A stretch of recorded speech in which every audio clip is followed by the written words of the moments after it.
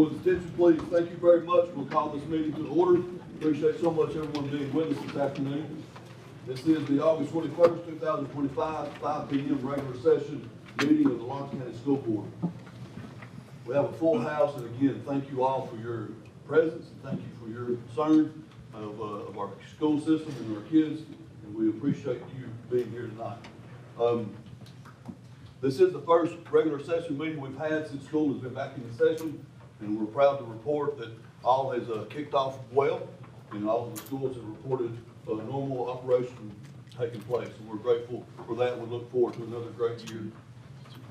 A few months back, we initiated a program here at the board meetings, and that's where we want to recognize character traits. We not only are interested in achievement and academic achievements and athletic achievements, and we not only want to produce, kids who compete at those levels academically and athletically, but we also look to produce good members of this community, good members of this society, and with good character traits. So each month we recognize a student from one of the high schools, and they bring forth a character trait that they've learned as their time as a student in our school system, and a character trait that is important to them. This month we have the privilege of hearing from LCHS student Jake Moore. So if you would, Mr. Moore, please come forward.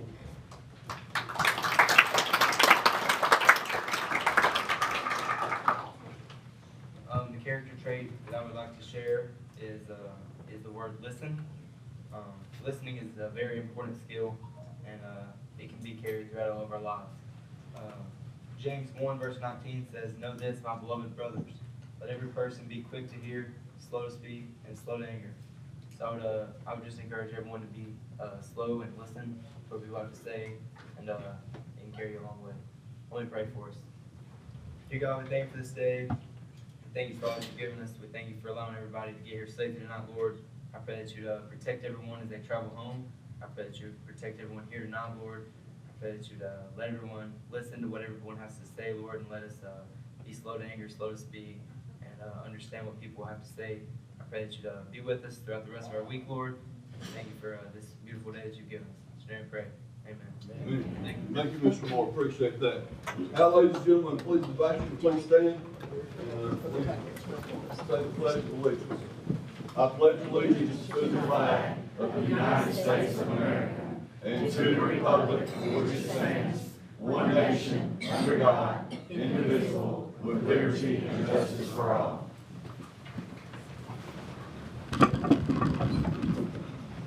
Ms. Jessica, please call roll. Adams. Here. Alexander. Here. Daniel. Here. Dryden. Here. Jacobs. Here. Rochelle. Here. Shannon. Here. Watson. Weathers. Here. 8 present, 1 absent. Say present, we have a quorum. We will continue with the meeting. The first item on the agenda is our capital projects update.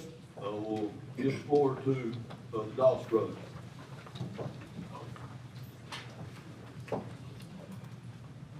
Good evening, everybody. Pleased to announce that as of Monday, the final clean will be going down and the football complex will be completed. Good job. Awesome. I had the privilege to be up there last weekend for the Meet the Eagles event, and it looks beautiful. Thank you. Very good job, and we're excited to have that facility up there and kick off the football season on our new facility. Thank you guys very much for the work, the attention to detail. Any last minute, anything that we need that you want to bring to our attention? Yes, I want to tell you something that's a little off topic, but I want to tell y'all tonight's probably a controversial night with this tonight, but attendance is very important to Doss Brothers. We see problems with it often, and I don't know what the decision's going to be made or what's going to happen, but I appreciate each and every one of y'all, and I know every one of y'all have hard decisions to make. So I just want to tell y'all, appreciate you. It's a hard decision, but attendance is very important to us and everybody else in this community, and I think that y'all are doing a great job by trying to come to a conclusion. Thank you. Thank you very much. Any questions for Mr. Doss before you? All right, next we'll have the update from ESG and the Yale Kaufman project. Good evening all, thank you for having me. So we obtained fire marshal approval on the 7th and approval from the city to proceed forward we've been marching for. We've scheduled a no-cost change order. Ryan has in his inbox, and we'll work through that. That's just for the new design and the new mounting for the beams and stuff like that, and new repair on the roof. So our subcontractor has placed the ceiling repair material on order. He's already getting his stuff in order. The beams have been ordered as well, the free steel beams. So those take 2 weeks to get in, and we'll start cranking on those, getting those installed as well. Status as of now, we've installed the urinals upstairs. The masonry wall has been repaired, so I think the crew's in there painting, and we're working on coordination with the epoxy on the floor. After that, we'll install the toilets. They'll crank through pretty quickly upstairs. First floor, the PVC for the drain pipes have all been installed, so all the cast iron has been removed, and PVC has been installed up to the point where we can swing the beams into place and then continue on with the PVC afterwards. So we're pretty much getting there. By this time next month, we should be finished. Any other questions? Any questions from the board members? No, sir. Thank you very much. Thank you.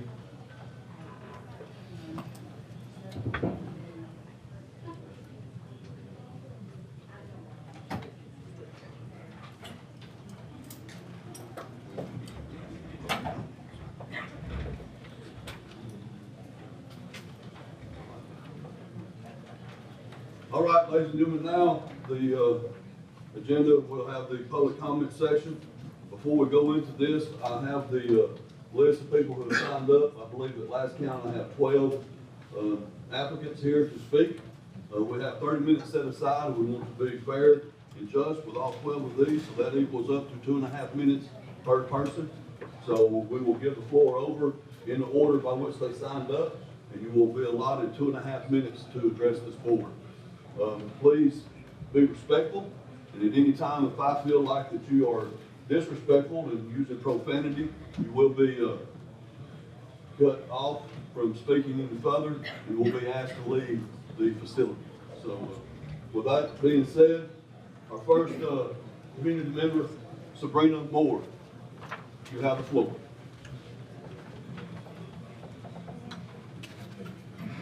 Good afternoon. My name is Sabrina Moore, and I am the mother of 2 children here in Lawrence County. My family is at risk of being pushed into the court system with the possibility of court assigning DCS family support services to us simply because my son could not stay well in his 8th grade. With that being said, I can tell you multiple people have reached out to me, everyone from parents, teachers, supporting staff members at your own schools, DCS workers. They are extremely concerned about how the attendance policy will affect us moving forward into the flu and strep throat years. This is not just. I'm having to paraphrase because you're only giving me 2.5 minutes, even though I was supposed to get 5 on the paperwork that I received. Now, one thing I want to make certain that you do understand is that the consequences here are severe. Not only do families face court involvement and they face family support specialists in their home, DCS, these parents are also punished with a $50 fine per offense per child. In this county, the poverty level rate is over the national average. The penalty for these families who are struggling is unjust and not right. My proposal. I propose that we have a parent-led council to help to support the board. I will help to lead that. I will help to support. I will volunteer. There are other families here that I am certain will help. And once again, I'm paraphrasing. I could give this to you all day long. The main thing is that I want you to know, Akora Christmas and private donors purchase Red Buddy benches to promote inclusion. This is something that we did as partners and as community partners and as parents. LCHS staff was struggling to get meals out, over 1,000 meals that you guys didn't help with. We, the community, the parents, came out and helped LCHS's cafeteria staff pass out over 1,000 meals every week this summer. Lawrence County Substance Abuse Prevention Coalition partnered with the Core of Christmas and Strikers with the backyard barbecue for South Lawrence. It was phenomenal. You weren't there. LCHS also partnered with the Health Council. This provided families with safe play events, safe places to play on school playgrounds, and we thank you for it. But I can tell you, ladies and gentlemen, we are going to have to do better. You're going to have to do better, and you're going to have to help us help our children. Thank you. Thank you, Ms. Moore.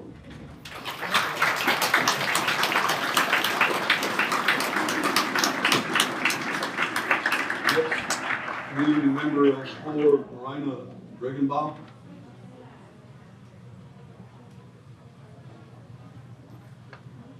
Marina Regenbaum. Your name is Marina. Marina. Marina. She's here.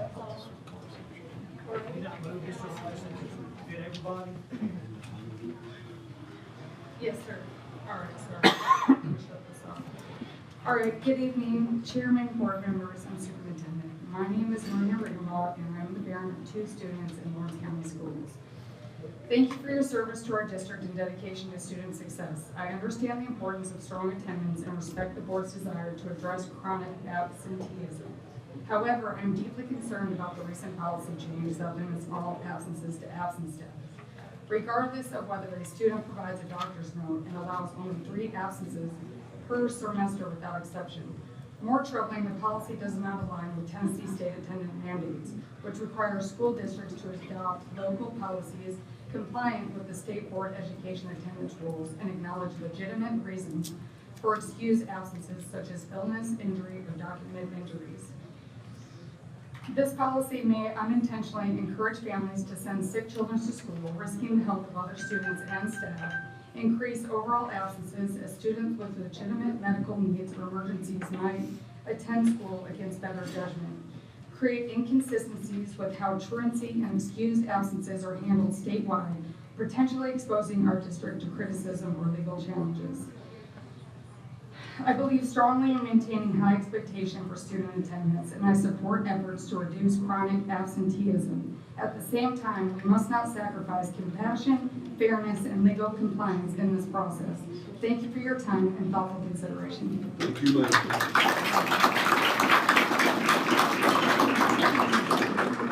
Joel Llewellyn. Joel Llewellyn. Thank you all for allowing me to speak today. And for parents, I want to show as well, this is what our meeting should look like. We should show up for our kids. My problem is with the policy that's put in place for the attendance and the chronic absenteeism. I do not disagree that there's an issue with chronic absenteeism in this county. However, I don't think that a blanket policy fixes the issue. I also don't think that it includes the verbiage and the explanations that we need to see to make it complete. I was here for the meeting earlier for this one. We were talking about the 3 absences making up an absence. 3 parties making an absence. I'm sorry, your name? Sarah Cope. Sarah, Miss Sarah here, Ms. Cope, said that if it was due to illness being sent home by a nurse, that would not count toward a absent day if it was 3 of those in that sentence, or that amount of time. However, that's not written anywhere. I've spoken to 2 different schools, and both schools told me that those do count for the student and will count as a unexcused absence if the nurse was to send them home. That was 2 different schools told me that. I spoke with Mr. Atkins before this meeting started, and he told me that was not supposed to be that way, but there's nowhere it's written. So again, it's open to interpretation. It's open to the discretion. This is where I have my problem with this policy. We can't leave things to discretion when it needs to be black and white. It needs to be written down. There are 1,000 scenarios, and we don't need to go through every one of them, but we do need to clarify the big ones. We need to clarify what's going on. Mr. Atkins let me know that, previously in this meeting that, this new policy is working. That our attendance is up. And I'm grateful that the attendance is up at a low cost. How many children are in school sick? How many parents, because the policy isn't clear, that they're worried that they're going to wind up in court because of this policy. How many kids are in school sick? How many kids should be at home, should be at the doctor, and getting these notes and resting? That's not happening. The last thing I want to put here is, this also doesn't take into consideration the mental health of our students. You said 16%, I believe it was? So chronic absenteeism, okay. So what we're not taking into account is mental burnout in our students. Right now, our children are plagued with more things in their face, whether it be electronics or bullying or anything else. All of that is a record high. According to the CDC themselves, in 2023, 40% of students, K through 12, had persistent feeling of sadness and hopelessness. We've all been depressed, but that's 40% of our students. 20% of students seriously considered suicide. 10% of those students tried to commit suicide. Where in this policy do we have anything for those students that are able to help them if they need a mental health, right? Like, they're overwhelmed, they're pushed for tests, they're pushed for work, for all these things, and we are in a low income community. We are in a poverty-stricken area. And these students do have to step up. These children do have to step up and help around the house or help with their siblings so their parents can work 2 or 3 jobs or whatever. Where is the support for those children, for their mental health in this policy? Thank you very much. Thank you for your time.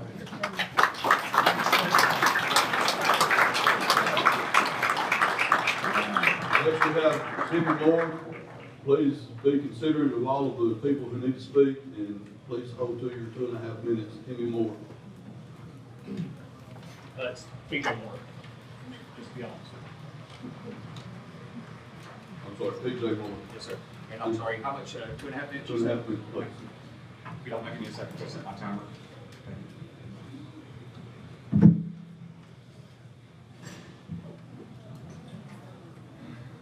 Ladies and gentlemen of the board, Director Atkins,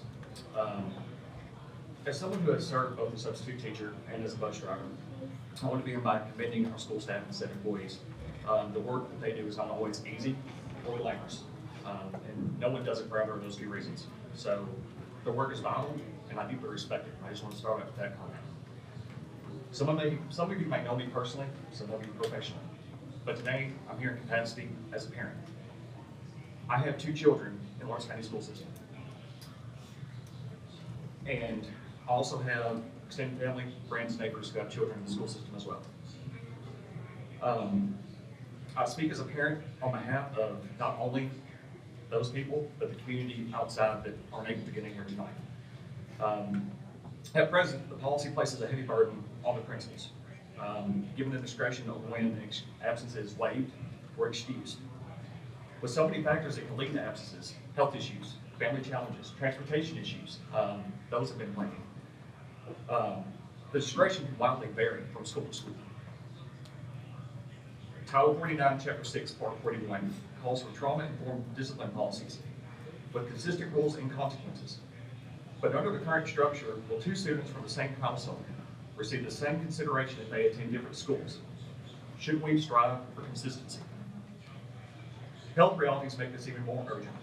Lawrence County is designated as a health professional shortage area, with over 11,000 children under 18, about 1/4 of our population considered medically underserved. Long wait times at a 16% poverty rate, limited 10 care providers, and high rates of chronic illness complicate the access to care. Add that shortage to behavioral health, mental health providers for the 20% of residents who suffer from frequent mental distress, and we begin to see the weight our families carry. I understand the reasoning some have given. Meanwhile, 14% of our county is underinsured, 10% struggling with housing, 15% struggling with food access, and COVID still remains one of the highest mortality rates in the county. I'm cutting a chunk of meat out here. If anybody wants to know on my full throats, I would be more than happy to have a conversation with you after the meeting. There are better ways forward. Title 49, Chapter 2, Part 3 calls for parental involvement in school policymaking, recognizing diversity amongst families, and encouraging shared decision-making. State Bill 161 requires student voices on school boards. These measures could have been a good first step towards collaborating rather than conflict.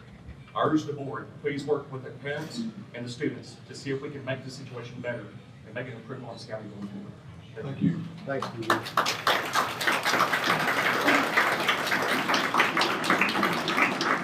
Chuck Braden.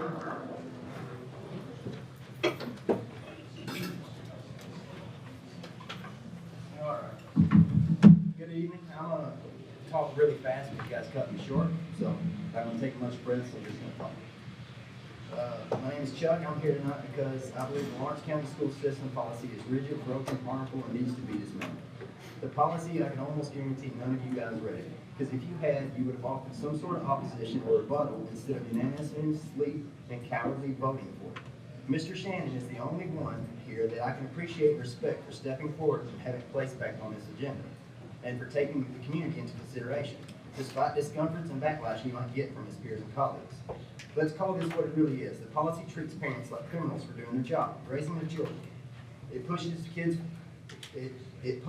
for being human, getting sick, dealing with family issues, or having circumstances outside of their control. And it turns into school into less of a place of learning and more into a courtroom where students and parents are judged instead of supported. The purpose of education is to prepare children for life, but not to micromanage every single breath they breathe. But right now, the policy seems to be obsessed with numbers, not kids, parents, or education. 8 absences, excused or not, and suddenly the system acts like you're unfit as a parent. How is that fair? Kids get the flu, they get strep, they struggle with mental health, and life happens. And the answer from the school system has been, too bad, show up anyway or get punished. That is not compassion, that is not education, that is control. Let's talk about trust. Parents should have the right to decide when their child is too sick to attend school. And sometimes that doesn't require a doctor's visit. We know our kids better than anyone. This policy takes that decision out of our hands and puts it in the hands of a system that doesn't live in our homes, doesn't sit at our kitchen tables, and doesn't deal with our realities. That's government overreach. Telling families how to parent while ignoring the fact that every child and every situation is different. There is no one size fits all. And what about mental health? We live in a time where children are under more pressure than ever. They struggle with anxiety, depression, bullying, and sometimes they just need a day to breathe. Instead of recognizing that, this policy tells them, well, your well-being doesn't matter, your attendance percentage does. This is not preparing kids for life, that's pushing them closer to burnout. Let's be honest about equity. Not every family has the same resources. Some kids don't have easy access to health care. Some parents don't have jobs that allow them to take off work for doctor's notes. Some families are already stretched thin. Instead of helping them, this policy piles more stress with threats of legal action, truancy court, and intimidation tactics. Who suffers the most? The kids who have already had release. What's worse is that the policy hasn't even proven that it helps kids learn. Forcing a sick child into a classroom doesn't make them smarter, it just spreads germs and distracts everyone. Just because the seat is full doesn't mean they're learning. Threatening families doesn't make education stronger, it breaks trust between the community and the school. So here's the truth, the attendance policy is not about education, it's about control, compliance, and fear. Fear is not a way to run the school system. We need balance, we need a policy that respects parents' rights, supports children's health, and focuses on the quality of education, not the quantity of days that our butts are in seats. We need flexibility for families, compassion for kids, and a system that values learning over rigid rules. So tonight I'm asking the board to do what is right, not what is easy and not what looks good on paper, but what truly serves our children.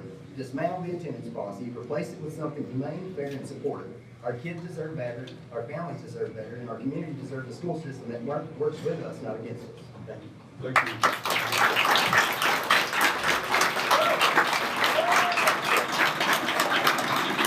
Amber Martin.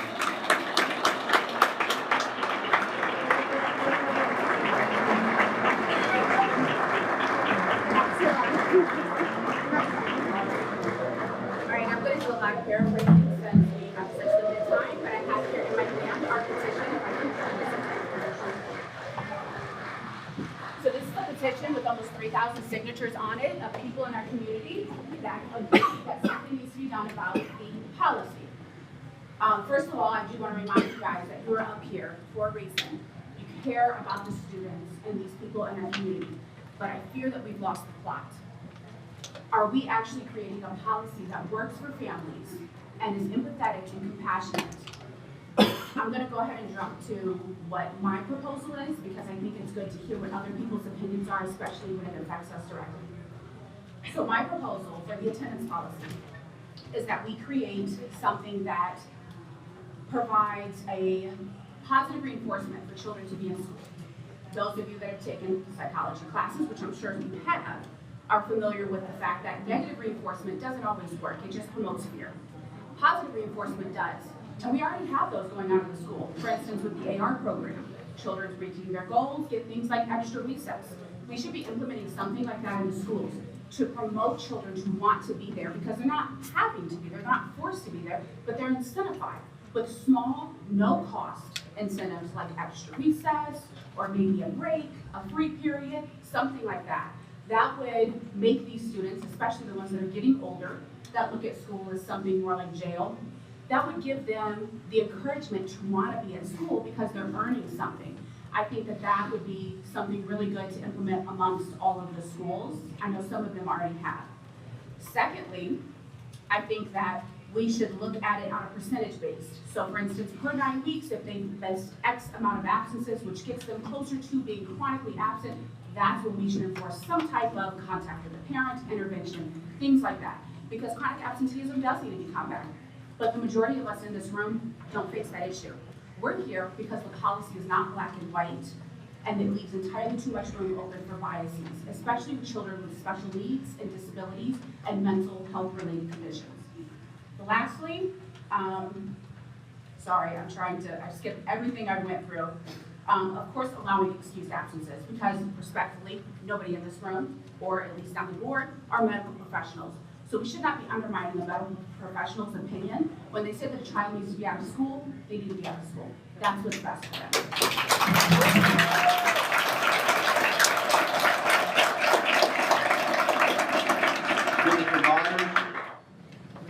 Jennifer Myers.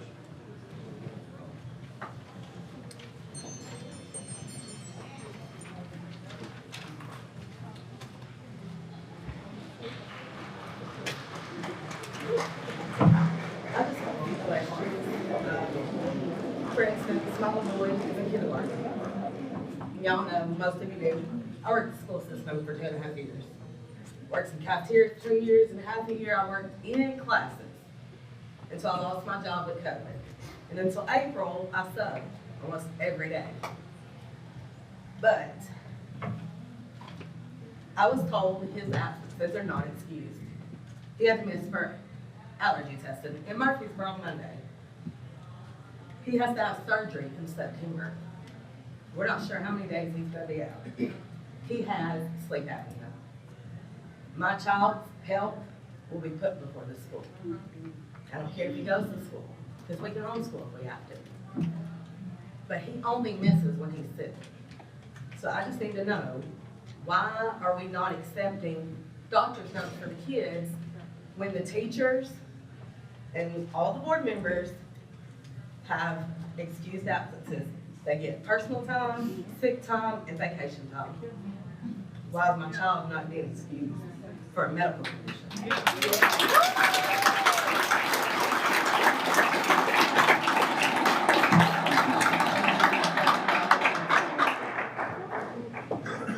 Terry Hill.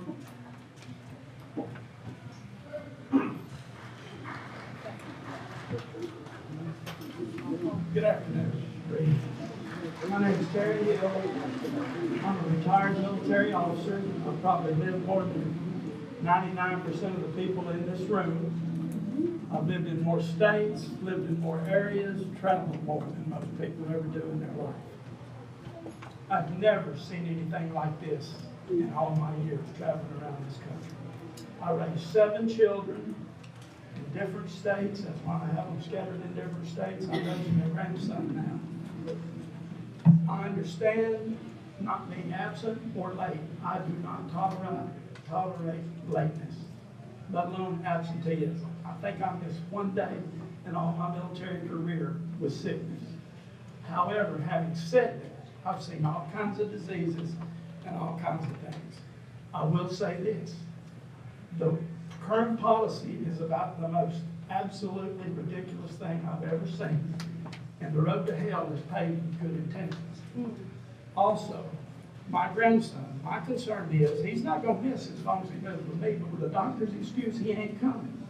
Because the first time a child comes to school with some disease that's come in from some third world country, and he comes to that school because he's worried about, his parents are worried about this whole ridiculousness, and my son or my grandson catches some disease or some illness, there will be a lawsuit. I can promise you that. And every one of you that voted for this, you do not deserve to be sitting up here in front of this group.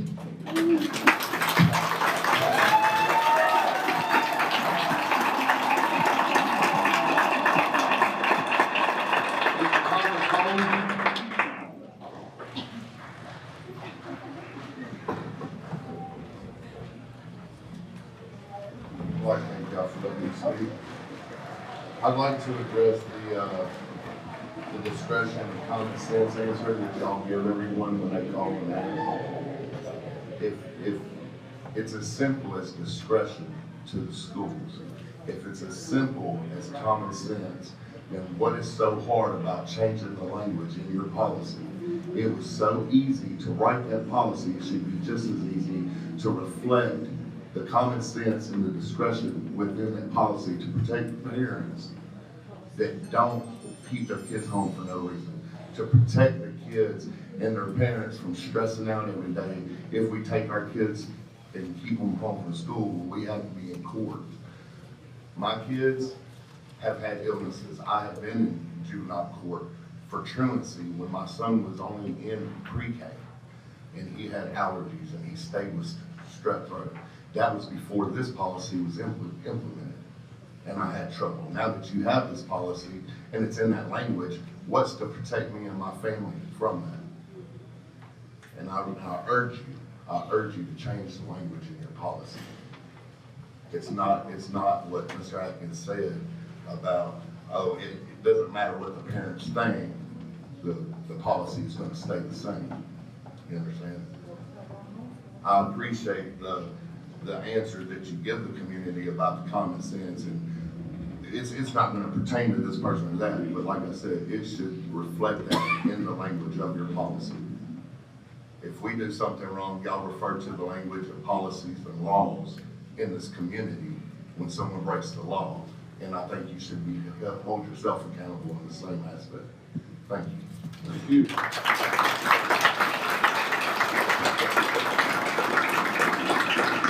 Jerry Lindler.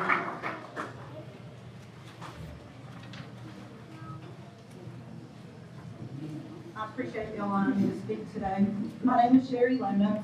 I've lived in Lawrence County my entire life, was born and raised here, and I've adopted 5 kids from the foster care system. As a mom to a special needs child, I'm upset about the new policy. See, as a foster mom and an adoptive mom, I know that most kids who come into care have extensive therapies, which sometimes includes mental health therapy, trauma therapy, physical therapy, and occupational therapy, and even speech therapy. My son Anthony has done all of this and more. He has recently been diagnosed with autism, which means what? More therapy.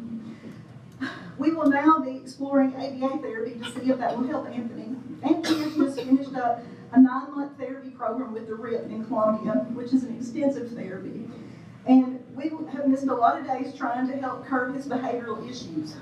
He not only has autism, but for his age, he has severe ADHD and behavioral issues. We have required to not only drive the hour to get there and the hour to get home, but a 2-hour therapy session. So that's 4 times a week, 4 hours twice a week away from school, trying to figure out what is best to help him. Not all the appointments can be made after school. See, we actually live in the country, we don't live in town.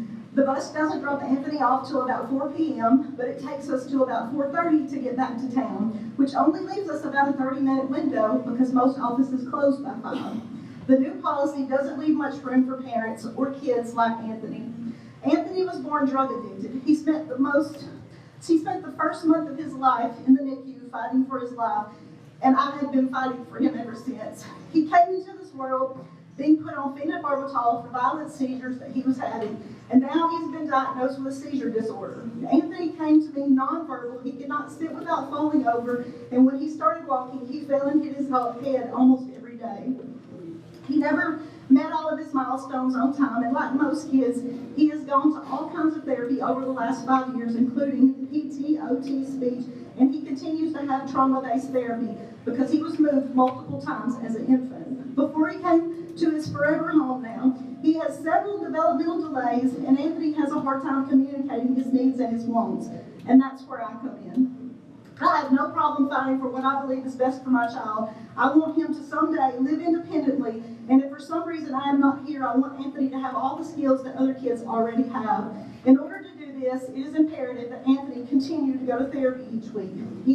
His current therapy includes social skills class to help him better socialize with other kids, help him to understand social cues, and help with his communication and even emotional regulation. In order to get this specialized therapy, we have went outside Lawrence County to pursue this and these services, which is a drive for us. I just want to say thank you for the principal and the staff and the teachers at our school. They have been more than accommodating and helping with all of Anthony's needs. I have always communicated when my child was out of school. This includes the days that he has been out due to being dysregulated, which includes scratching his face and arms out only because he can't communicate his needs. And as his mom, I sometimes don't know how to help him, but I assure you that I am doing the very best that I can, and you too can help kids just like Anthony by allowing them to get the therapy that they need, and sometimes that means missing school. Thank you.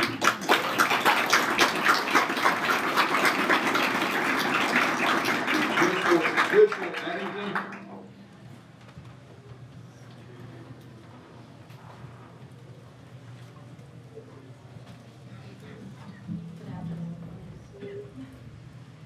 At the start of the school year, I read your policy on the form that, was sent along with my daughter, and I went ahead and I signed it.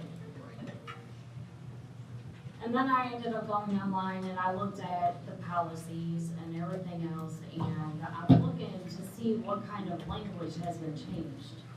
And there wasn't really much of any. The only thing that I really did see was the attendance policy. Now, if they have to go to the doctor, I feel like that they should be able to have an excused absence or to go to the doctor. Now, they go to the doctor, they can go back to school, but just that absence or just that time away should be excused. My thing is that if you guys are gonna go ahead and make such a strict policy for the kids to come to school every single day and only give them just a small allotted amount of days that are excused, then we as parents need to kind of take back some kind of control as far as like, if my kid has a headache, my kid should be able to get ibuprofen, or should be able to get Tylenol, or should be able to get, something, if my child has an upset stomach and she needs Tums, or she needs Pepto-Bismol, she should be able to go up to the nurse and say, hey, this is what's going on with me and this is what I need. Now, I end up talking to, just a county over of parents, and they have a form that they sign at the beginning of the school year that it states what the nurse can give a child. Ibuprofen, Tums, Pepto-Bismol, Tylenol. And they sign this. There's consent to where the kids can get it. Now, my child is scared to death because, she's having to sometimes take Tylenol because she's 15 years old and monthly things come along.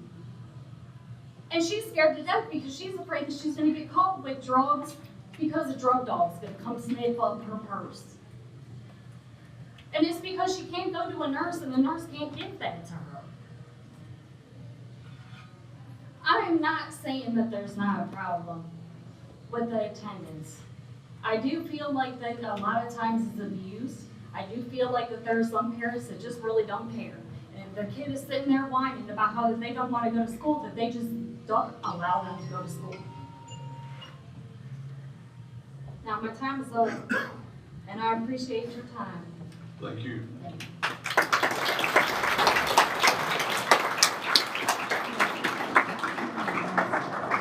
Cord Walls.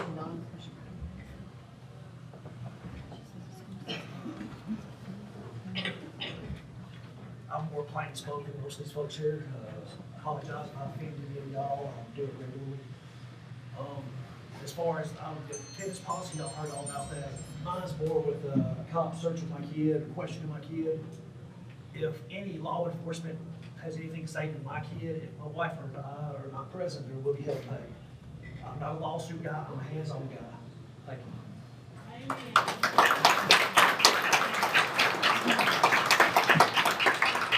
All right, that's all the applicants we had for public comment. Appreciate so much everyone's perspectives, everyone's time, and their concern. And I assure you, the board will take every bit of the information that we've heard, and we'll take that under advisement when we go forward to make the decisions that are before us tonight. So again, thank you very much.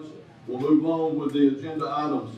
Next item on the agenda will be consent items and the adoption of the agenda. But before we do, fellow board members, I need to add some things to this agenda.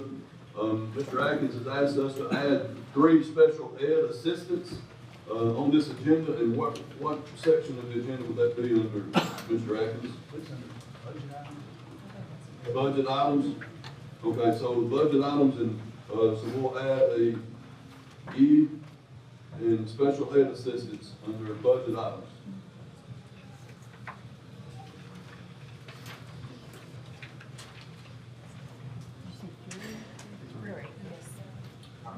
There are 3 assistants, and he'll give explanation more when we get there. So need to add that to the agenda. And I also would like to ask that we move the Section 5, the policy items for consideration and discussion. That is why this crowd is here. That is why we've heard the comment section that we've heard. I'd like to move that up to the front of the meeting just after the consent items. So I will entertain a motion to make these adjustments to the agenda. I make a motion to approve A through E. And we got a second, so we got a motion by Mr. Rochelle and a second by Dr. Shannon. All in favor, say aye. Aye. Any opposed? All right, moving on to now down to Section 5, policy items for consideration. For the first policy, policy 3.200, building and grounds management. We discussed this during the previous board meeting work session. Does any board members have any questions or comments about buildings and grounds management and the change to that policy? We have a motion to approve. Second. We have a second. All in favor say aye. Aye. Any opposed? Policy carries. Next policy, policy 6.303, interrogation and searches. We also spoke extensively about this with the legal counsel during the work session. Does any board member have any further questions to this policy? I will bring us back to that conversation. Line item 9, line 10 of that policy, where it states investigating the crime. I think we discussed in that meeting that we'd like to change that verbiage to possible potential rules infraction. Was that correct verbiage, Mr. Cagle? Mr. Chairman, I think we found a better word. Okay. That word may be offense. Okay. So law enforcement to investigate an offense. Yes. Okay. Because that would trigger scrutiny under TO versus New Jersey for an investigation. It has to be an offense, a violation of school policy or school rule. Offense seems to clarify that better than crime. Thank you. And then also, board members, on the second page of this policy, line item 11, which is bullet point 4, states that the student under the age of 18, the principal must notify the student's parents or guardian within a reasonable time. And we decided or discussed during that meeting that we would add 24 hours and we would give definition to that time. So that is the policy that is before us to consider approving here. Any other questions or comments about this policy? Make a motion to amend the policy with additions. And is your motion to approve, amend and approve? To amend it. And approve. Okay. We have a motion to amend to these changes and approve and adopt this policy. Is there a second? I'll second. I have a second. We have a motion and a second. Everybody in favor, please say aye. Aye. Any opposed? Policy is adopted. Next policy, policy 6.200. And for the crowd who may not have been here during the work session, and those who probably were or may have been, we have listened to the community and we have made some adjustments to the attendance policies. And we have separated the truancy policy from the chronic absenteeism policy. We have tried to clear up some verbiage to better explain the common sense approach and how this goes about. So right now we're talking about the attendance policy, which is pertaining to truancy and not chronic absenteeism. So policy 6.200 pertaining to attendance and truancy. Does a board member have any questions, comments, anything that they want to add? Yeah, I think, it's important that we know some of the things that were talked about, like I took a few notes, clarification on the tardies, things like that. That way it's in black and white. I thought that was a pretty good common sense policy, or comment there. So just writing that in the policy, maybe amending that to make sure that it's clear so it's not principal discretion, because I spoke with someone earlier that South Lawrence had them marked as tardy or absent, and then the same situation with our older brother was in Loretta, and it was a different. I just don't want. I want it to be consistent across the county on what we're doing. And if we can make more sense that way, I would support that more than what it is. Mr. Atkins, is that something that we can add to this policy as an explanation of the tardies? But I think you keep in mind, and Ms. Cope can elaborate on this, tardies are not a state reported measure. Tardies are for in-house, and 3 tardies making an absence are for in-house record keeping. So Ms. Cope, you want to elaborate on that?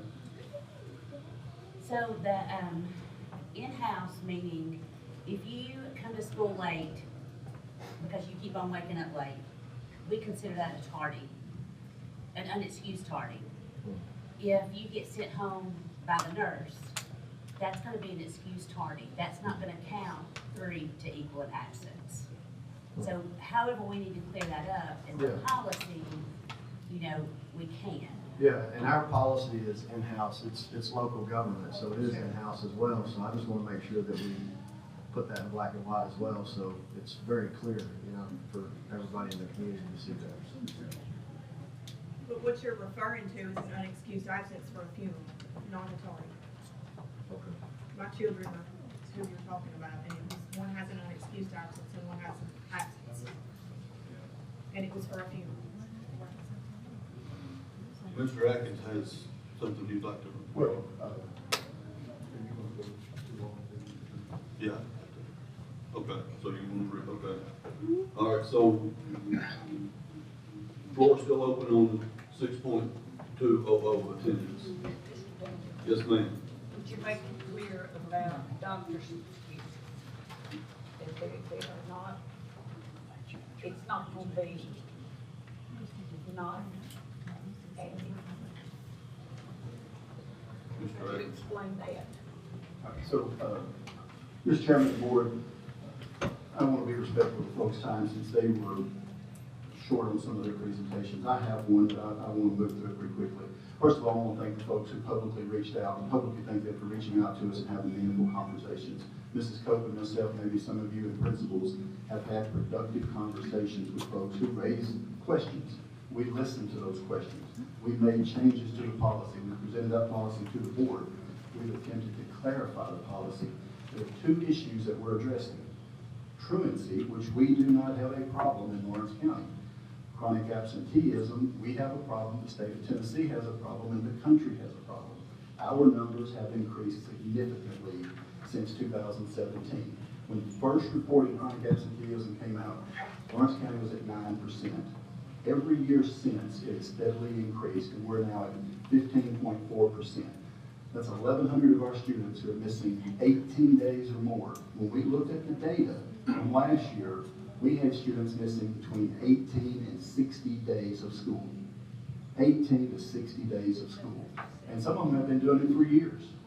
That's been going on for years. It's not something new, but we're seeing that happen each and every year. Our focus is on addressing chronic absenteeism. We had 40 people look at the policy. We had a lot of eyes and suggestions. We listened, we made notes. The people who were putting that policy together lives in that world. Some of us have been dealing with chronic absenteeism for 18 years. Our principals see it each and every day. They see the impact it has on kids.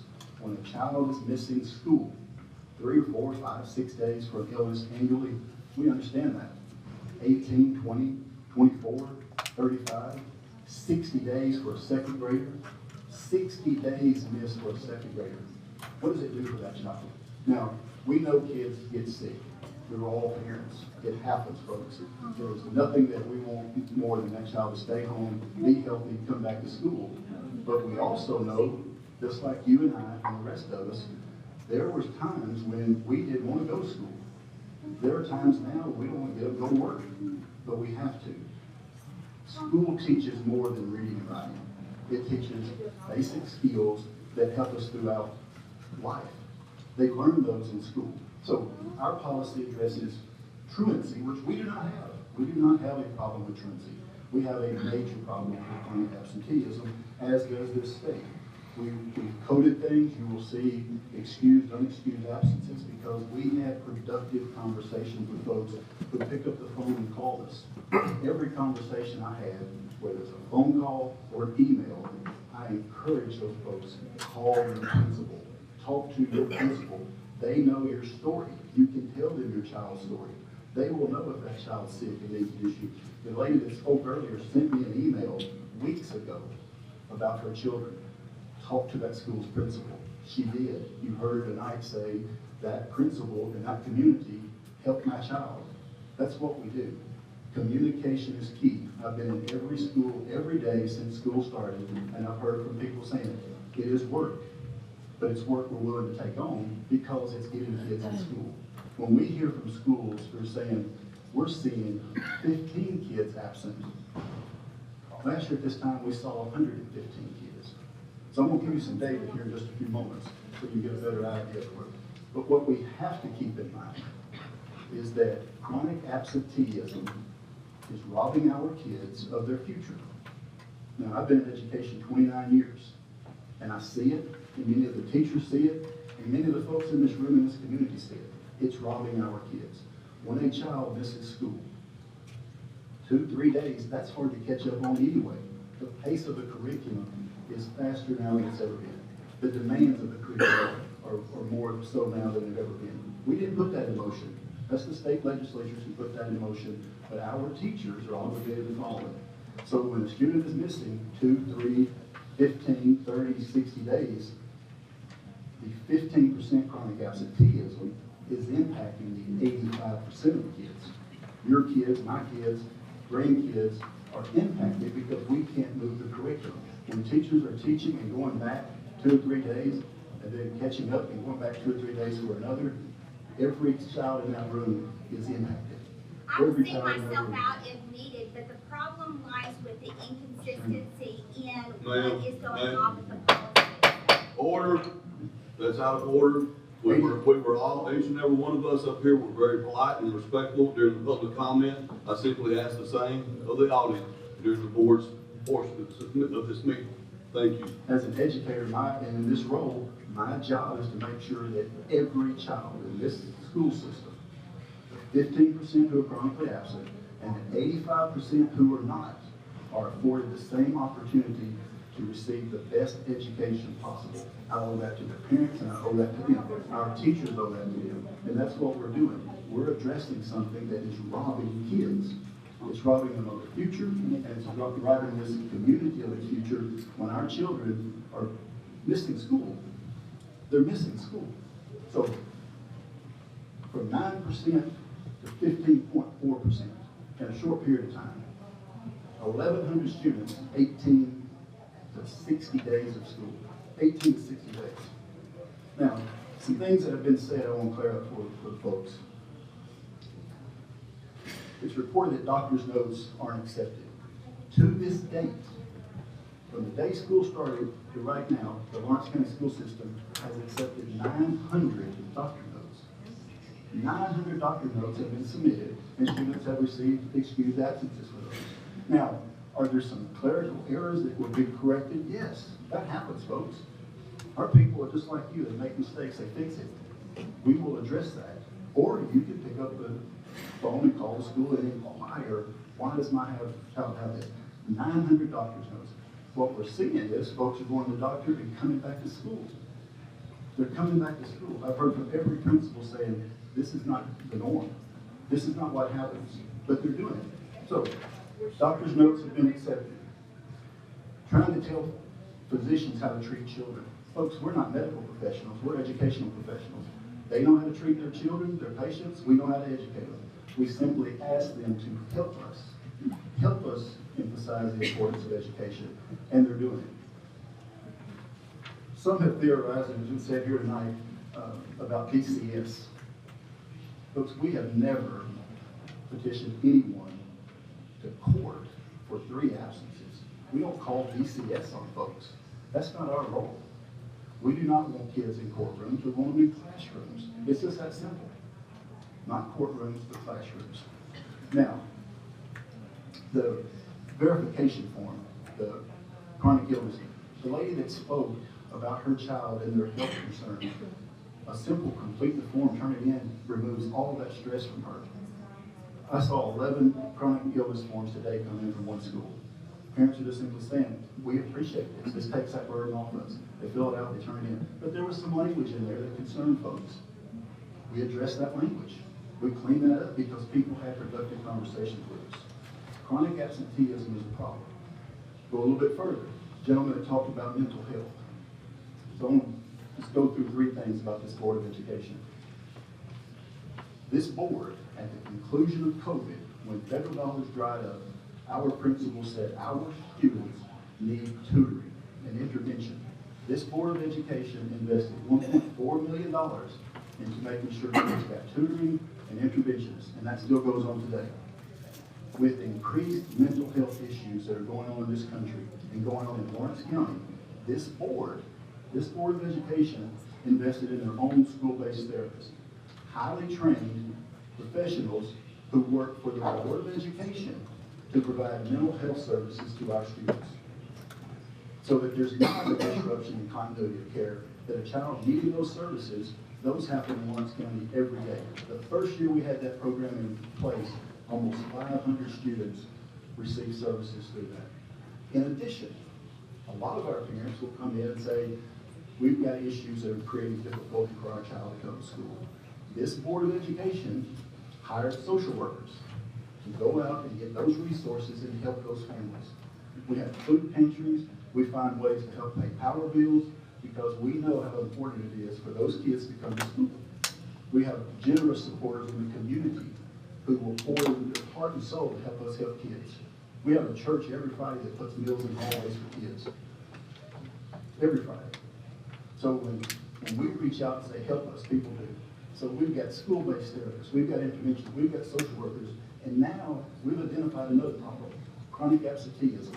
Go out in the community, ask people who employ folks. Take a look around the nation. It's a problem, and it's being learned somewhere.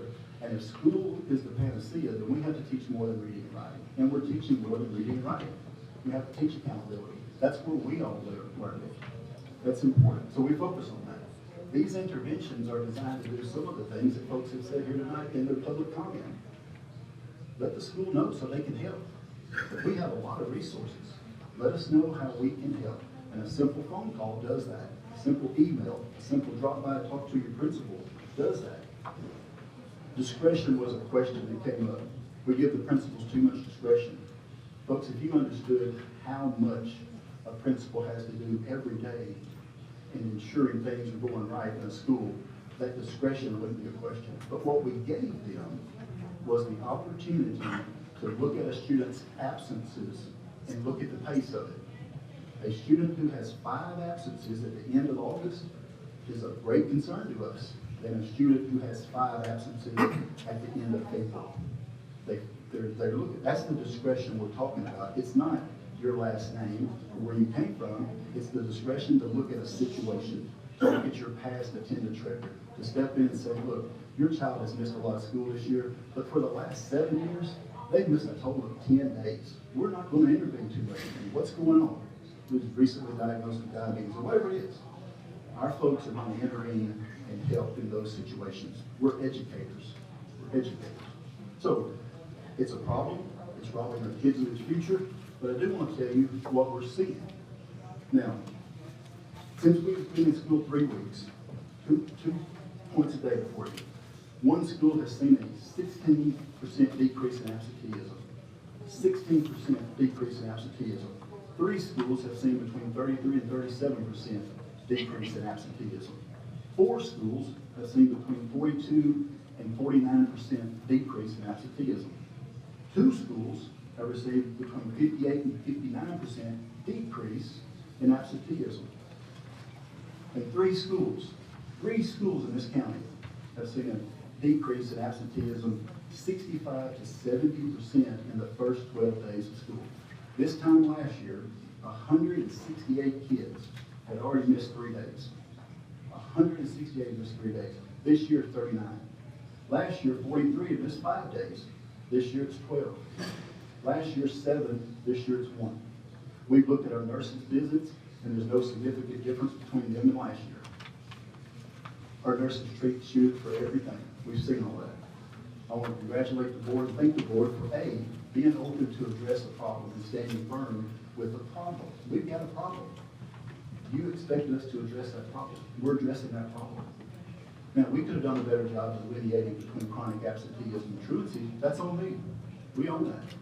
But we're not going to put our head in the sand and say, it's okay for our kids to miss. It's okay for this to rob them of the future. We're not going to do that. We've got interventions. We're going to step in. We're going to work with kids. We're going to work with families.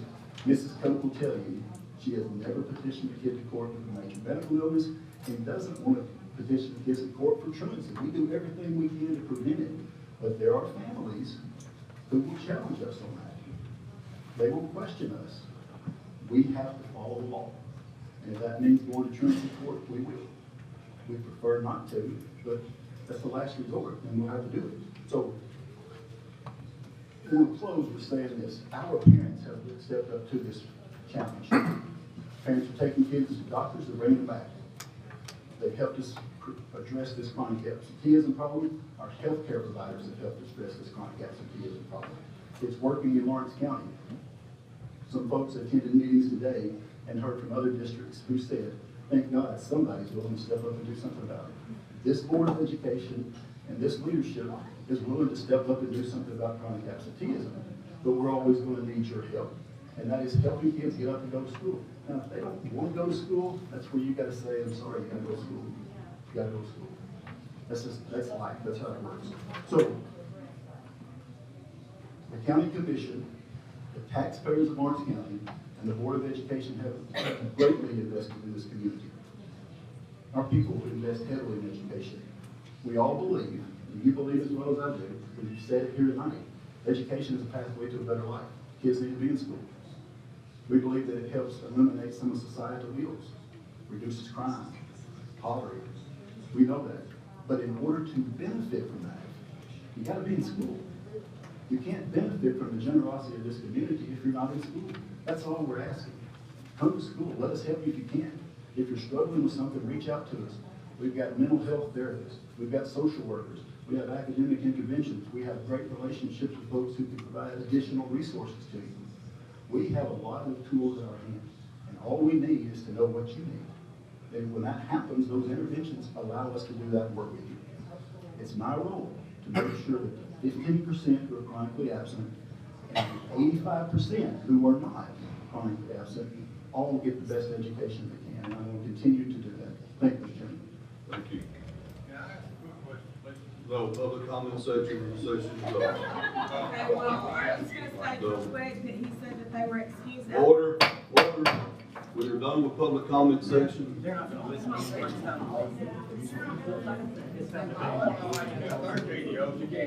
That young lady, will you talk to her about her absences?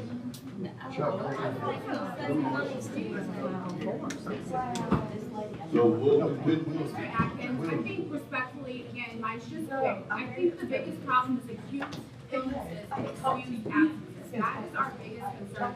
We need to know that if we keep our children home for 2 days or something, that they're not going to do that. That is the language that we need to respect. We are going to continue on with our board meeting. I just wanted to know, do your stance reflect the parents who were sitting?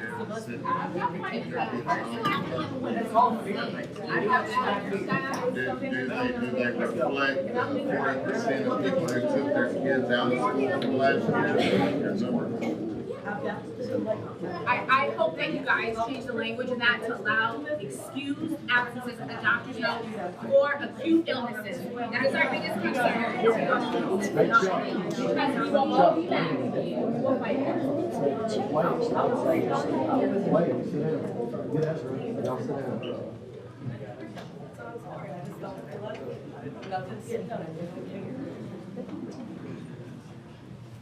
This lot of stuff for them.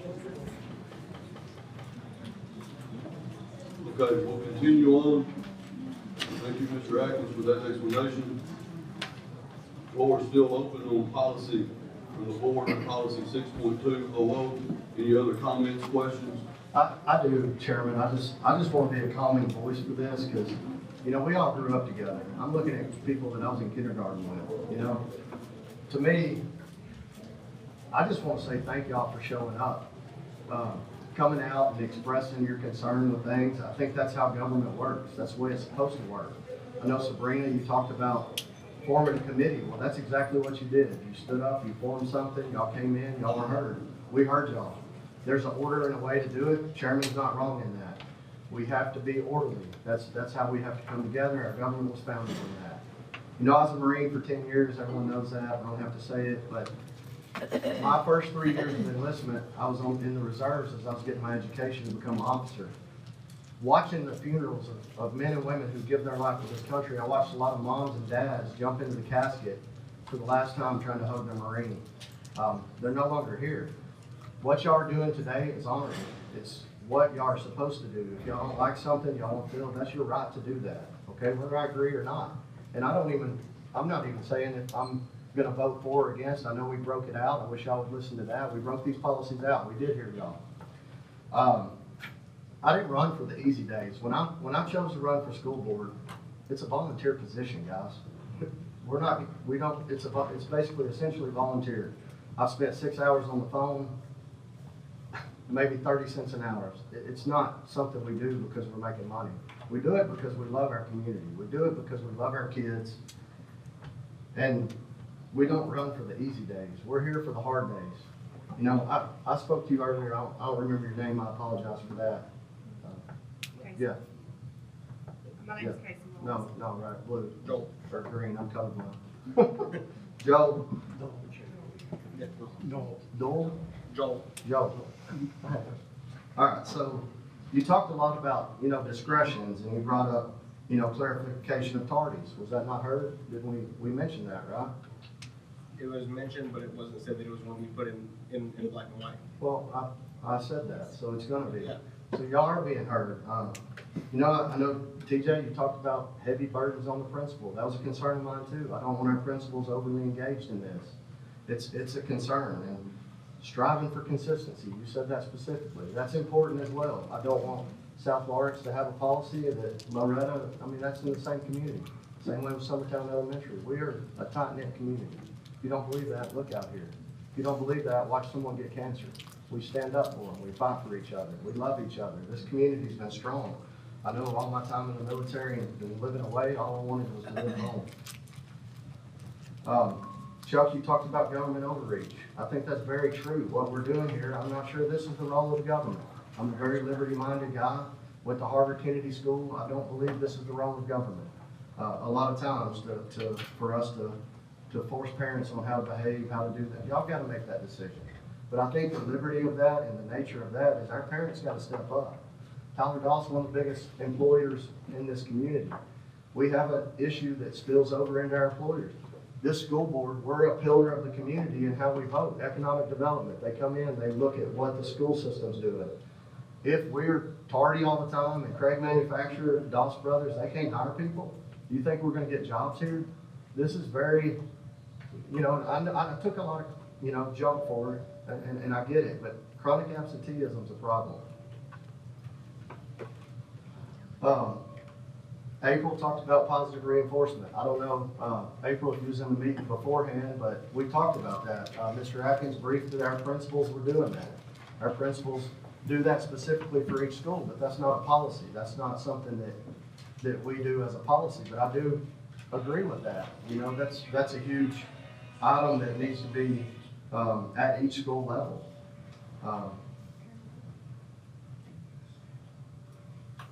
Thomas talked about, you know, policy language needs to be changed. We did change that. We actually did that. Y'all spoke, and we went to work for y'all to make sure that we separated those out into two separate policies. So, Ant-Man, I know Ant-Man personally, you know? You do. I know him, and it's hard. I mean, this community's tight-knit. We all know each other, you know? And for me, I know his background. I know what's going on. I applaud you. I applaud all y'all for standing up, because public speaking, for me, I mean, I was a captain of 250 men. I had to say what I had to say, or, you know, Marines make fun of you when you're talking anyway, so I had to learn to do all that. I'm not sure everyone's professional background, but for you to stand up and speak, Sherry, I know you. And TJ, I grew up with you. He was my first best friend, you know. I just think for y'all to do that, and y'all to stand up here and give that to us, I appreciate it, because that could have been tough. I don't know if that's something y'all struggled with, but I'm thankful that you did it. I'm gonna end just with saying that if someone don't feel heard here, it's very important to feel heard. And if you don't feel heard, please email me, call me. I've said that stuff. I tried to reach out to you. I coached Ezra in baseball. I love your family, you know? If you need to talk, man, y'all holler at me. My number's on the website. I will answer any time of the day, because I could care less. I'm a school board member 24 hours a day. And I know my peers are up here, and they're the same way. They've got the same feelings on it. So if something was left unheard, let's do it civilly, man. Reach out to me. I'll put it on the agenda next month. I don't care. We'll do it every month if there's something that y'all want to be heard on. Because this is what should happen. I'll be honest with you. I'm just gonna tell you the disappointment. I'm gonna be real with y'all. Everyone knows I'm real. 8 months I've been here. You know, there's only been 2 people that have showed up to this meeting that wasn't getting honored for an award or something. That's disappointing, because men and women died for this country, and y'all need to wake up. Y'all need to be here. Y'all need to be supportive. Y'all need to come in, be unsupportive. I don't care. Honestly, I got called cuss words in Facebook, and I just said thank you. I appreciate you saying that. Anything else you got? It don't faze me. I'm a grown man. I could care less about it. If y'all got something to say, call me, and I'll talk to you about it, and we'll work on the strategy. The chairman's an awesome, Mr. Atkins, he's been a good mentor of mine. You know, I know he got some flack on what was said last month, and a lot of it ain't fair, because the policy, you know, to us, you know, I got a lot of respect for you, Mr. Atkins, the chairman, all y'all. But I just want to see our community work together. And we can do it civilly, just like y'all did. Sabrina, you pulled this together. I watched it going on Facebook. I'm not gonna comment on Facebook. I'm not gonna lie. I ain't got time for it. I could say 100 things right, and 40 people will tell me what an idiot I am, which they're not wrong, but at the end of the day, it's not something I want to engage in. And but I wanted to say that if y'all have anything else, you didn't feel heard, reach out to me, reach out to any of my peers, and I know we hear y'all. So thank you. Thank you, Dr. Shannon. Yes, ma'am, Ms. Jacobs. Would you have Dr. Atkins again to reiterate about the doctor's notes? That is still one of the biggest issues I've seen among people. Yes, ma'am. Mr. Atkins, would you please address and clarify the differences between these two policies? When I say these two, we have 6.200, which is attendance pertaining to truancy, and then policy 6.2002, which is chronic absenteeism. And to Ms. Jacobs' point, the question to be explained, please, would be the usage of doctor's notes. So again, nearly 900 doctor notes have been accepted. They've been excused. They're in the system. Mrs. Coe can speak to that. But those doctor notes do not remove the absence. They do not remove the fact that the child was not in school. The excuse does not excuse the absence. They're still marked absent. They're still tallying towards chronic absenteeism.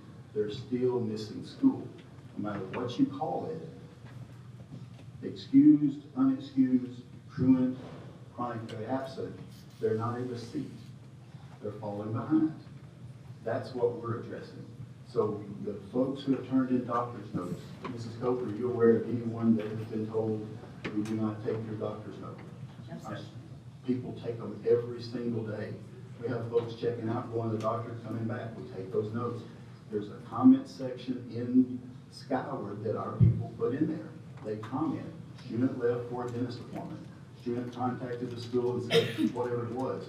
We keep those notes. Our principals have access to those notes. But at the heart of what we're addressing is the time they're not in the building, the time they're not in the seat, the time they're not in there receiving their instruction.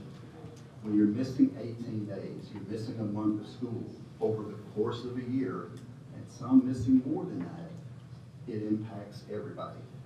And our focus is on addressing that problem. It's a problem when we're addressing that. But we haven't taken anyone to court. And we have some folks, as I mentioned earlier, who are not working with us. They do not want to work with us. We have no choice. But if a parent comes in and meets with the principal and says, here's why my child is experiencing this difficulty, they're going to be worked with. They're going to be helped. That has always been the case in Lawrence County. It's not going to change now.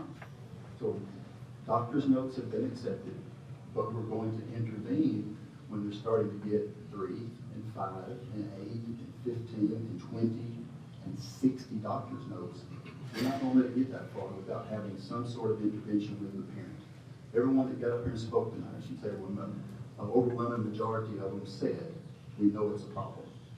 We know it's a problem. You asked the board to make changes, and they did. I don't know what else you can ask them to do. You ask them, Dr. Shannon mentioned it just moments ago, the board is about to adopt an attendance policy that separates truancy from chronic absenteeism. But the fact remains, if they're not in the seat, they're not receiving instruction. They're falling behind, and we have to intervene in that. Thank you. Secretary, Mr. Jacobs. When you say they're considered absent, but that doesn't count on that 5 if they're sick child. And you have an excuse that they are sick, right? Could be, Ms. Jacobs, I mean, Maybe I'm misunderstanding. the doctor's notes play a part in the attendance policy, and that is to excuse truancy. It does not, yes, doctor's notes will excuse truancy. It does not excuse chronic absenteeism. That's the explanation. If your child has, like flu, strep, which strep follows flu, and they have to miss 10 days. Those shouldn't be true. No, they're not, and there won't be. And then to Mr. Atkins, I believe the way this is, when a parent comes to school or calls school, hey, my child just got diagnosed with flu, and then 2 days later, now it's turning into strep. Now my child has missed 10 days. The principal, the school that you're in, the community that you're in, those administrations, they're going to know that, and they're going to work with your child. You're not going to be called for truancy. Your kid's not going. They're not in trouble. They're going to work with you to say, okay, let's get this child caught back up. Can we send some work home? Can we make sure this kid does not fall behind? Because that classroom doesn't stop for those 10 days that child's out. That classroom continues to go. And when a child is out of that classroom for 10 days, they're going to fall behind unless we as parents do something extra to make sure our kids are staying caught up. Now, what we're addressing is there are situations where that is not happening. And the previous policy had us no interventions. Really what has changed is the intervention. And when we as a school system, when is our principals and our teachers going to now reach out and say, John Doe citizen, your son's been out for 3 days, is everything okay? No, he's got the flu. Okay, well, great. Is there a way I can get you your assignments to you? Can I help you keep him caught up? Before that was 5 days, or that was 10 days, and now your child was already way behind. So what has changed in these policies, or what we as a board is trying to change in these policies, is to not let it get 10 days behind before somebody intervenes and says, how can we help? How can we help? Where's your child? What's going on? How can we as a system help? And that's what we, I believe, maybe I speak for the board, that's what we're after, is how we can assist in your homes. How can we assist when your child has to be out? And how can we make sure that your child does not get behind? That was what I was wanting to hear. I don't think it's been understood that way before. I think it's been, hey, your kid's sick, send them to school. Well, You're gonna go to school. And Ms. Jacobs, one thing, when the example was given, the child's gonna miss 5, 6 days, whatever. Once that number of days can lead up to 10, Mrs. Cope, we have homebound services that we can bring in to help that child, to avoid issues related to chronic absenteeism and so forth. They can still receive instruction, it's just at a different level, it's a different pace, but we don't know that unless we're intervening and finding out and communicating with this. Communication is key, and I think every principal will tell you that has been happening. It's been going on in Lawrence County. Our principals are doing it. We're And working with things. I think that's been a lot of the problem. The communication to the public hasn't been that clear. I agree. I think we said earlier, we could have delineated those policies. Right, but the community as a whole didn't know that. Well, again, the folks who reached out to me and inquired, I told them, contact your principal, talk to your principal. I had 1 or 2 phone calls, I had a lot of emails. It's hard to, Mrs. Cope dealt with phone calls and emails. If we know what the question is, we can give guidance. Any other comments from the board? Any other questions? So we want to ask Mr. Atkins if we can get some, to the attendance policy, which is some explanation on some continuity. I guess basically, Dr. Shannon, to your point, just to make sure we spell something out that says covering targets. And what's excused or what's not excused. And make sure that we have, because what's being reported, I mean, we gotta hear, we gotta listen. Now, I don't know if we know and understand why that's the case or not the case, but what we've been reported is one school's counting them and another school's not counting them. So we need to make sure that we're all on the same page across the system, and let's get it spelled out. Is that something that we can take care of? Yes, sir. Thank you. So we will look, yes, sir, Mr. Craig? We've been having a side conversation over here. Please. The best place for Dr. Shannon's recommendation, if you would, Mr. Chairman, is in the board's procedure. There's a procedure that goes along with this policy. That procedure is distributed to all the attendance takers in all the schools, and that way they'll know how to code those. And we certainly, if that's not there now, we certainly recommend with this board's direction, putting it in the procedure. Yeah, thank you for that. So next month, can we get that updated, and the next month as a board, review that procedure? Can we get that written up, and Dr. Shannon, does that? That satisfies me. Great. Ms. Alexander, did you have? Oh, okay. No. All right, so that was so we're not gonna add that to the policy per se, we're gonna add it to the procedure, which explains how the policy is gonna be executed. And we'll review that procedure next month. Yeah, They'll go hand in hand. Yes, they'll go hand in hand. So, that policy 6.200 is on the floor. I'll entertain a motion to, adopt this policy. Motion to approve. We have a motion. I'll, look for a second. Second. We have a second. On this one, we're gonna call roll. Ms. Jessica, please call roll. Adams, Yes. Alexander, Yes. Daniel, Yes. Dryden, Yes. Jacobs, I'm gonna pass. Rochelle, Yes.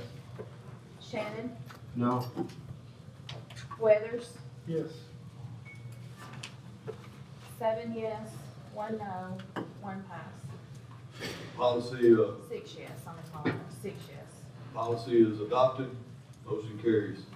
And we'll move on to policy number 6.2002, the chronic absenteeism. Board members, I'll open up the floor to you for any questions or comments on this policy. I want to make a comment referring to this specific policy and how we separated the two. And I'll make a comment hopefully just to make it simple and clear. and if I'm wrong, somebody please correct me when I am done. Chronic absenteeism, from my understanding, is the only thing that we're trying to address. To me, chronic absenteeism, that number strikes when your child is out 17 days, okay?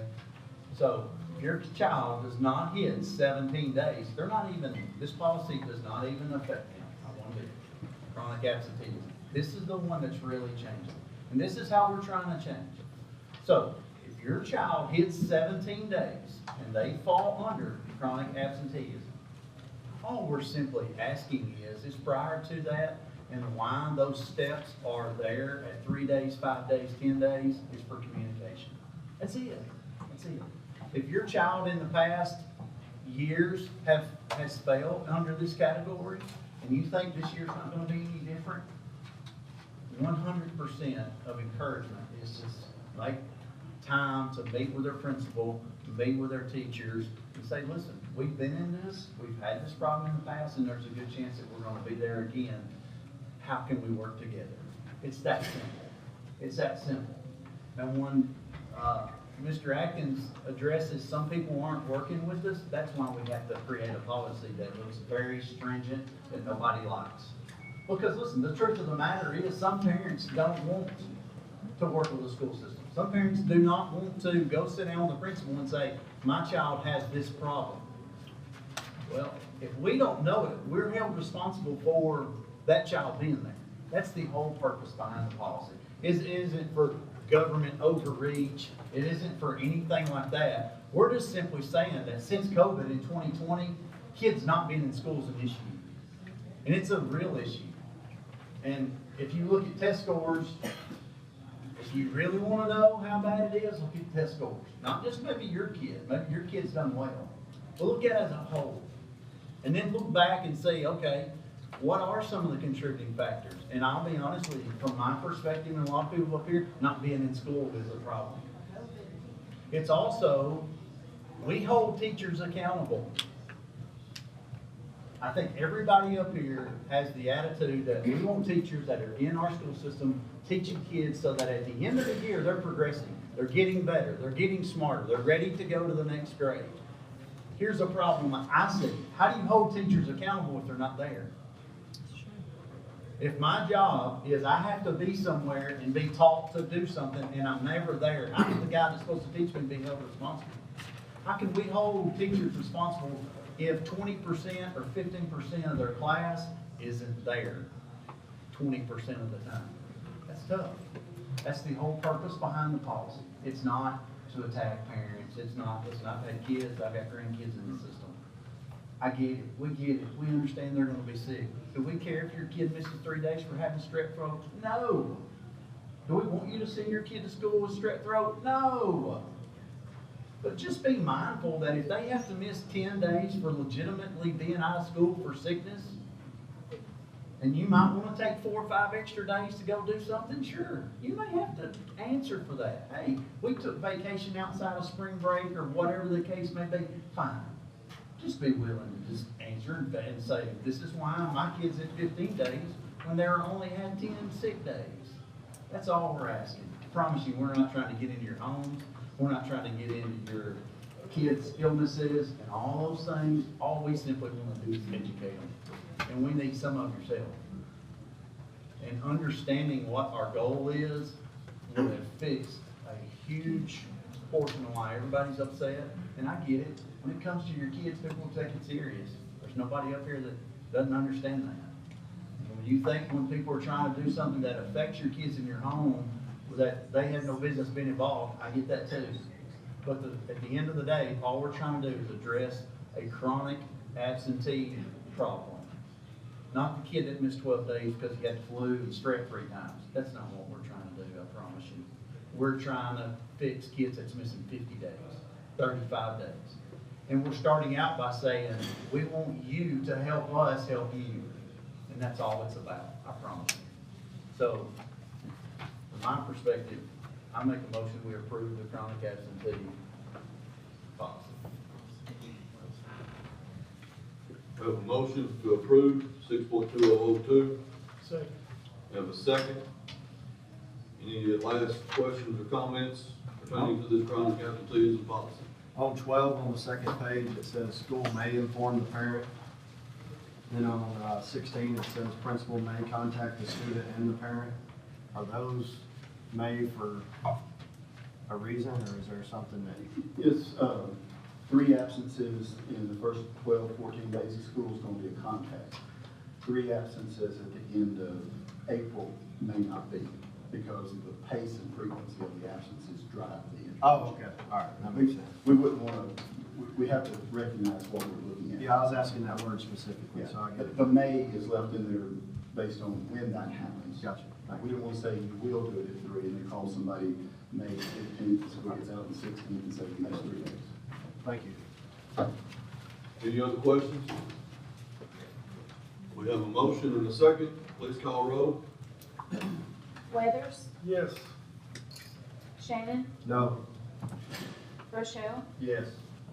Jacobs, I'm gonna pass on that one too. Dragon, Yes. Daniel, Yes. Alexander, Yes. Adams, Yes. 6 yes, 1 no, 1 pass. Motion carries. The chronic absenteeism policy has been adopted and will go into effect. Now, these policies, for the community's benefit, please know that these policies are living documents, and that is, just as Dr. Shannon had spoke to, and Mr. Atkins says, we're not perfect. If we get into halfway through this year and we see that adjustments need to be made, then we will reconvene and there will be adjustments made.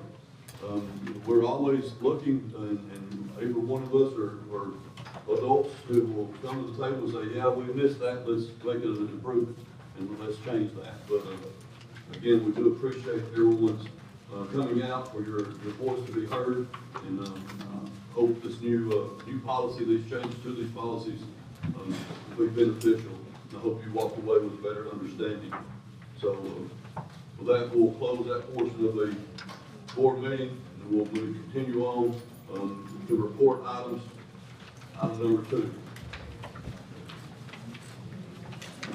Yes, please, I've got a suggestion. I'll entertain a motion to recess for 5 minutes. So we're going to recess for 5 minutes.